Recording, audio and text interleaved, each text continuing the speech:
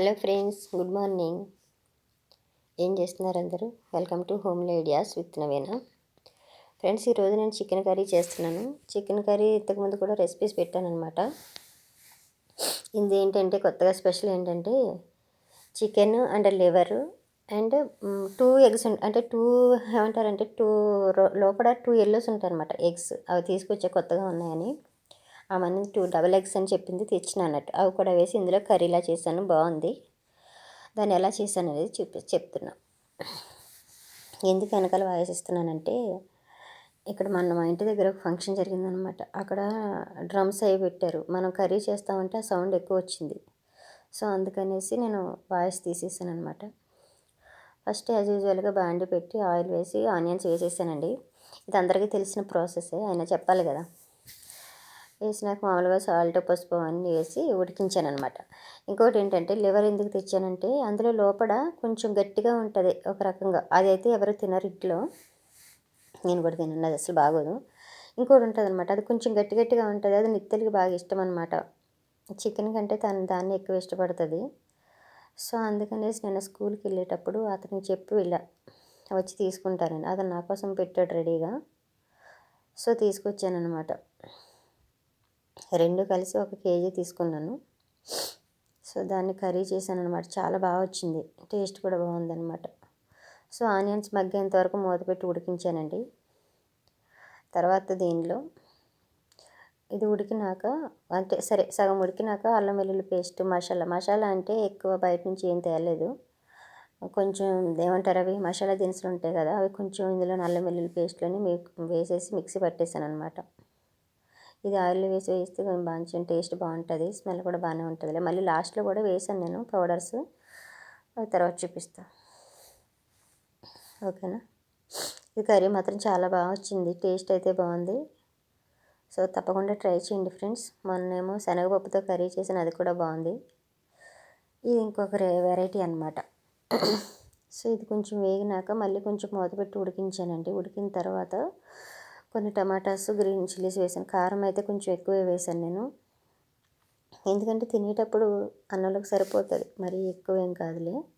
కాకపోతే green chillies ఇందులో కారం లేదు, సో అందువల్ల ఎక్కువగా అడ్జస్ట్ చేశాను అనమాట. సో దీన్ని కొంచెం బాగా వేయించాలి. బాగా వేయిస్తే ఏమవుతుందంటే కొంచెం గ్రేవీ లాగా అయిపోతుంది కదా. సో అదనమాట. ట్రై చేయండి ఎవరైనా. మొన్న ఒక అబ్బాయి నా కర్రీ చూసి చేశాడంటే చాలా బాగా వచ్చిందని చెప్పాడు. నేను అయితే హ్యాపీగా ఫీల్ అయ్యానబ్బా. ఇది కూడా ట్రై చేయండి ఫ్రెండ్స్. అందరికీ వచ్చి చికెన్ కర్రీ, చాలామంది బ్యాచిలర్స్ బాగానే నేర్చుకుంటారు. ఇదంతా సింపుల్ ప్రాసెస్ కదా. ఇందులో టమాటాస్, గ్రీన్ చిల్లీస్ వేసాను అనమాట. వేరే కర్రీస్ కంటే నాన్ వెజ్ చేయడం ఈజీ అండి, ఎందుకంటే దాంట్లో పెద్దగా పని ఉండదు. ఇంకా ఫిష్ అండ్ కోన్ అది కొంచెం ఫ్రెష్గా తెచ్చుకోలేదనుకోండి, మనం ఇట్లా కర్రీ చేసినప్పుడు కాస్త విరిగిపోతూ ఉంటాయి. చికెన్ అయితే చాలా సింపుల్ అనమాట. నెక్స్ట్ మూత పెట్టి కొద్దిసేపు ఉడికించిన, చూసారా బాగా మగ్గిపోయినాయి కదా. మగ్గిన తర్వాత కొంచెం బాగానే తిప్పాను. ఇందాక దీంట్లో కరివేపాకు వేయడం మర్చిపోయాను అనమాట. సో కాస్త కరివేపాకు కోసుకొచ్చి కడిగి ఇప్పుడు వేసేసాను దీనిలో. ఇప్పుడు ఏం చేయాలంటే ఇందులో కొంచెం కారాలు, కర్రీ పౌడర్ అవన్నీ ఉంటే వేసేసుకుందాం. నిత్తలు పక్కనే ఉండింది కారం వేసేటప్పుడు, కుష్ కూడా పక్కనే ఉన్నాడు. వెయ్యి ఇంకా వెయ్యి అంటా ఉన్నారు. ఇది నాన్ వెజ్లో ఎక్కువ వేయలేదనుకో, కారం ఉప్పు అవి సరిపోలేదనుకోండి, ఎలా ఉంటుందంటే అంత బాగుండదు అనమాట. కొంచెం ఆయిల్ తక్కువైనా పర్లేదు కానీ స్పైసెస్ అనేది కరెక్ట్గా ఉండాలన్నమాట. సో ఇవన్నీ వేసినాక కాసేపు తిప్పినాక చికెన్ కూడా వేసేసాను అనమాట. చాలా తొందరగా ఉడికింది.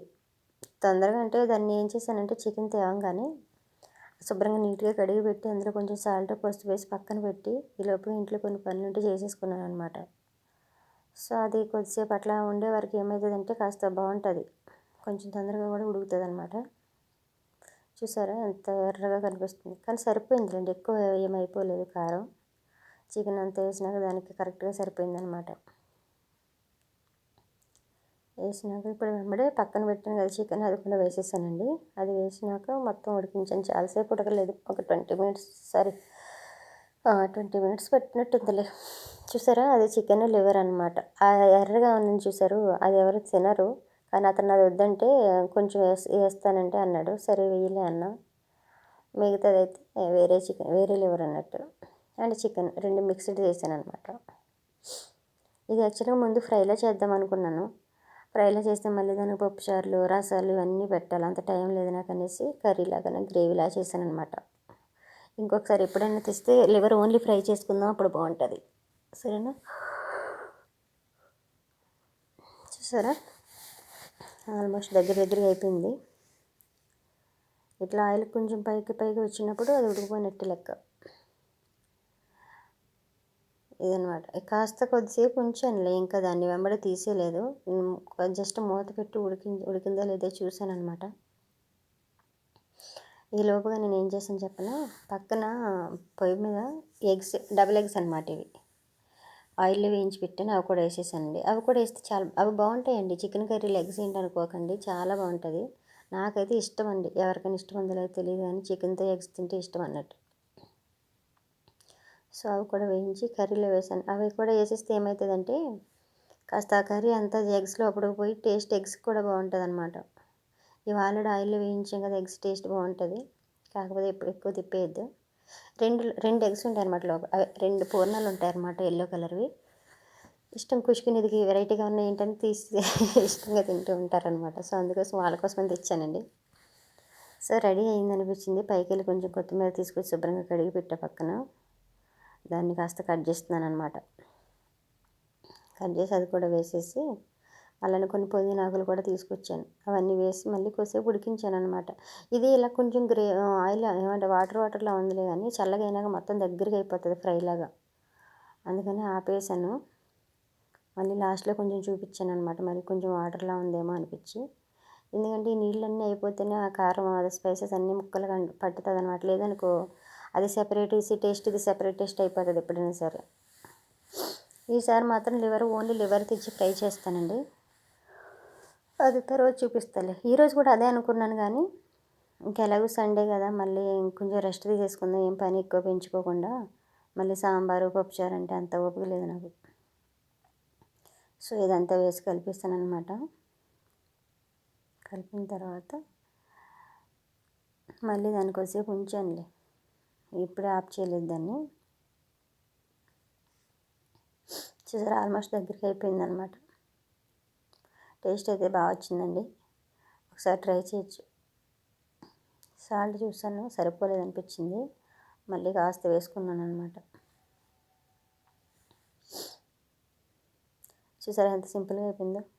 అన్నీ రెడీగా పెట్టుకున్నాం అనుకో, చికెన్ కర్రీ చేయడం చాలా అంటే చాలా ఈజీ అనమాట. అంతే హార్డ్ ఏం కాదు.